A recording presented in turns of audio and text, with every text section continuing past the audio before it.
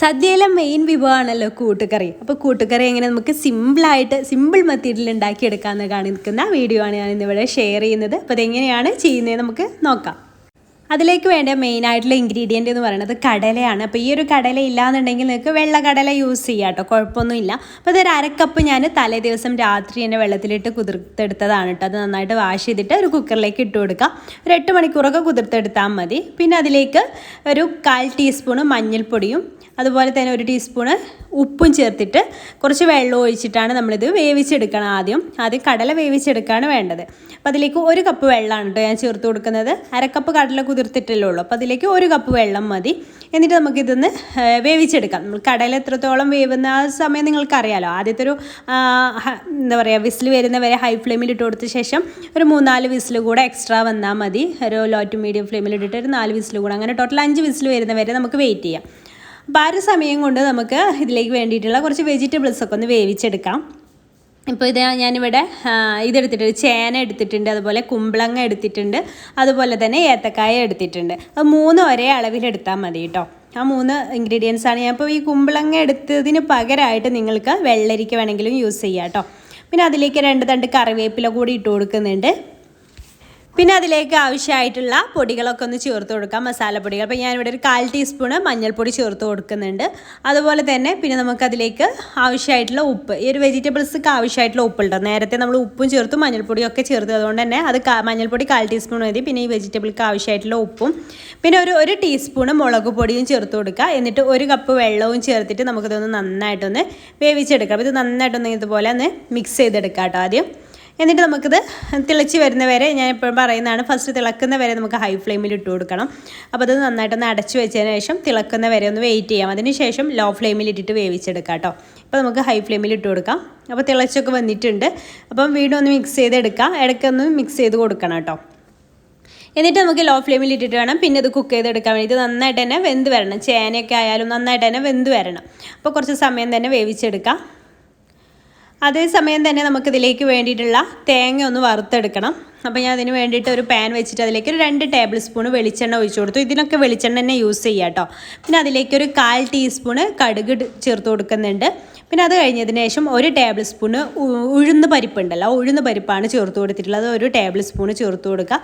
അപ്പോൾ അതെല്ലാം ഒന്നിങ്ങനെ കളർ ചേഞ്ച് ചെയ്യുക, ബ്രൗൺ കളറായിട്ട്, ഉഴുന്നൊക്കെ ഒന്ന് ബ്രൗൺ കളറായിട്ട് വരുന്ന സമയത്ത് നമുക്കതിലേക്ക് ഒരു 1/4 ടീസ്പൂണ് ചെറിയ ജീരകം കൂടി ഇതുപോലെ അങ്ങ് ഇട്ട് കൊടുക്കാം. പിന്നെ നമുക്ക് കറിവേപ്പില ചേർത്ത് കൊടുക്കുക. അതെല്ലാം അങ്ങനെ പൊരിഞ്ഞിങ്ങനെ വരും. ആ സമയത്ത് നമുക്കതിലേക്ക് 2 തണ്ട് കറിവേപ്പില ചേർത്ത് കൊടുക്കാം. പിന്നെ ഒരു 2-3 വറ്റൽമുളക്, നമ്മുടെ എരിവിനനുസരിച്ച് ചേർത്ത് കൊടുക്കുക. അപ്പോൾ 2-3 വറ്റൽമുളക് ഇതുപോലെ പൊട്ടിച്ചിട്ട് അതും ഇട്ട് കൊടുത്തിട്ടുണ്ട്. എന്നിട്ട് ചെറിയ തീയിൽ വേണം ഇട്ട് ഇടാൻ വേണ്ടിയിട്ട്, അല്ലാന്നുണ്ടെങ്കിൽ ഇതൊക്കെ കരിഞ്ഞു പോവും. ചെറിയ തീയിലിട്ടിട്ട് ചെയ്യുക. ഇനി നമുക്ക് അതിലേക്ക് തേങ്ങ ചേർത്ത് കൊടുക്കാം. അപ്പോൾ ഞാനിതാ ഇവിടെ ഇതിലേക്ക് കുറച്ചധികം തന്നെ തേങ്ങ ആവശ്യമായിട്ട് വരുന്നുണ്ട്. അപ്പോൾ ഇതിലേക്ക് ഞാൻ 2 കപ്പ് ചിരവിയ തേങ്ങയായിട്ട് ചേർത്ത് കൊടുത്തിട്ടുള്ളത്. എന്നിട്ട് ഇത് നന്നായിട്ടൊന്ന് ഇതുപോലെ ഒന്ന് മിക്സ് ചെയ്തെടുക്കാം. ഈ തേങ്ങ എല്ലാ ഭാഗത്തേക്കും ആദ്യം നമ്മൾ ചേർത്തിട്ടുള്ള ഇൻഗ്രീഡിയൻസ് ഒക്കെ ഒന്ന് ചേർത്ത് കൊടുത്ത് നന്നായിട്ടൊന്ന് മിക്സ് ചെയ്ത് നന്നായിട്ടൊന്ന് വറുത്തെടുക്കാനുണ്ട്. നമുക്ക് ഒരു ബ്രൗൺ കളർ ആവുന്നവരെ, എന്നാൽ കരിഞ്ഞു പോവുകയും ചെയ്യരുത്. ചെറിയ തീയിലിട്ടിട്ട് വറുത്തെടുത്താൽ മതി. ഈ ഒരു സമയം തന്നെ നമ്മുടെ വെജിറ്റബിൾസൊക്കെ അവിടെ കുക്കായി വരുന്നുണ്ട് കേട്ടോ. അപ്പോൾ ഒരു ബ്രൗൺ കളറൊക്കെ ആയി വരുന്നവരെ നമുക്കിതുപോലെ ഇങ്ങനെ മിക്സ് ചെയ്ത് ഇളക്കി തന്നെ വറുത്തെടുക്കാം. അപ്പോൾ അതായത് ഈ ഒരു കളറായിട്ടുണ്ട് കേട്ടോ. അപ്പോൾ അതിൽ നിന്നൊരു 1/4 ഭാഗം ഞാനങ്ങ് മാറ്റി വെക്കുന്നുണ്ട്. അത് നമുക്ക് ലാസ്റ്റ് ഈ ഒരു കൂട്ടുകറിയിലേക്ക് ചേർക്കാനുള്ളതാണ്. 1/4 ഭാഗം മാത്രമാണ് കേട്ടോ. മൊത്തത്തിലുള്ളതിൽ നിന്ന് ഒരു 1/4 ഭാഗം മാത്രം മാറ്റി വെച്ചിട്ടുണ്ട്. പിന്നെ അതിന് ശേഷം ഇത് കുറച്ച് സമയം കൂടെ ഒന്ന് കളർ ചേഞ്ച് ആക്കി എടുക്കാം. അപ്പോൾ ആ ഒരു സമയത്ത് നമുക്കതിലേക്ക് ഒരു ടീസ്പൂണ് കുരുമുളക് പൊടി ചേർത്ത് കൊടുക്കുക കേട്ടോ. ഈ ഒരു സമയത്ത് അതിലേക്ക് ചേർത്ത് കൊടുക്കുക. എന്നിട്ട് നന്നായിട്ടൊന്ന് മിക്സ് ചെയ്തതിന് ശേഷം കുറച്ച് സമയം കൂടെ ഒന്നിങ്ങനെ വറുത്തെടുക്കാം.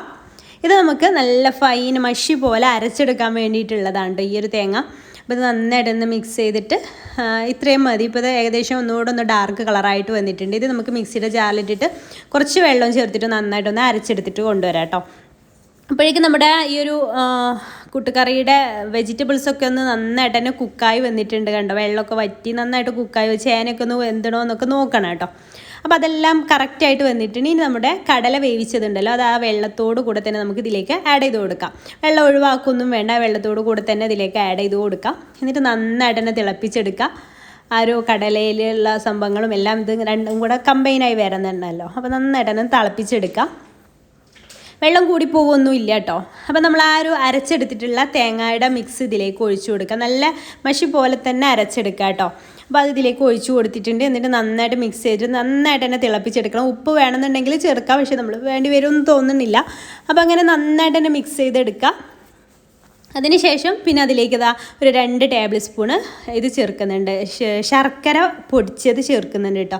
നമ്മൾ ഇതുപോലത്തെ സദ്യ വിഭവങ്ങളിലേക്കൊക്കെ ചെറുതായിട്ടൊന്ന് മധുരം ചേർത്താൽ നല്ല ടേസ്റ്റ് ആയിരിക്കും കേട്ടോ. ശർക്കരയോ അല്ലെങ്കിൽ പഞ്ചസാരയോ ചേർക്കാം, ശർക്കരയാണ് ഞാൻ ചേർക്കുന്നത്. അപ്പോൾ അങ്ങനെ 2 ടേബിൾ സ്പൂൺ പൊടിച്ചത് ചേർത്ത് കൊടുക്കുക.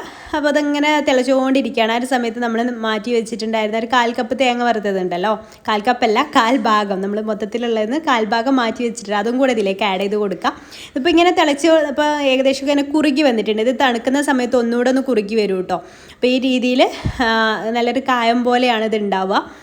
അത് കുറച്ചും കൂടെ ഈ ഒരു സമയത്ത് നമ്മൾ ഫ്ലെയിം ഓഫ് ചെയ്താലും കുറച്ച് സമയം കഴിഞ്ഞാൽ നല്ല തിക്കായിട്ട് നല്ല കുറുകി വരും.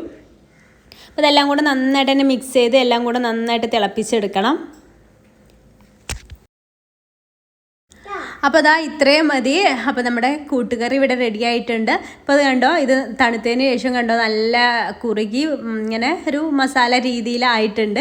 ഈ രീതിയിലാണ് നമുക്ക് കിട്ടേണ്ടത്. ഈ ഒരു വീഡിയോ നിങ്ങൾക്ക് ഇഷ്ടമായി യൂസ്ഫുൾ ആയി തോന്നുന്നുണ്ടെങ്കിൽ ലൈക്ക് ചെയ്യാൻ മറക്കരുത്. നമ്മുടെ ചാനൽ സബ്സ്ക്രൈബ് ചെയ്യാതെ കാണുന്നവരുണ്ടെങ്കിൽ പ്ലീസ് ഒന്ന് സബ്സ്ക്രൈബ് കൂടെ ചെയ്തിട്ട് സപ്പോർട്ട് ചെയ്യാൻ മറക്കരുത്. അതുപോലെ തന്നെ നിങ്ങൾ ഈ വീഡിയോ FBയിലാണ് കാണുന്നതെങ്കിൽ പേജ് ഫോളോ ചെയ്തെടുക്കാനും മറക്കരുത് കേട്ടോ. അപ്പോൾ ഇൻഷാല്ലാ പുതിയൊരു നല്ലൊരു വീഡിയോ ആയിട്ട് നമുക്ക് അടുത്തൊരു ദിവസം കാണാം. അതുവരേക്കും ബൈ, താങ്ക് യു.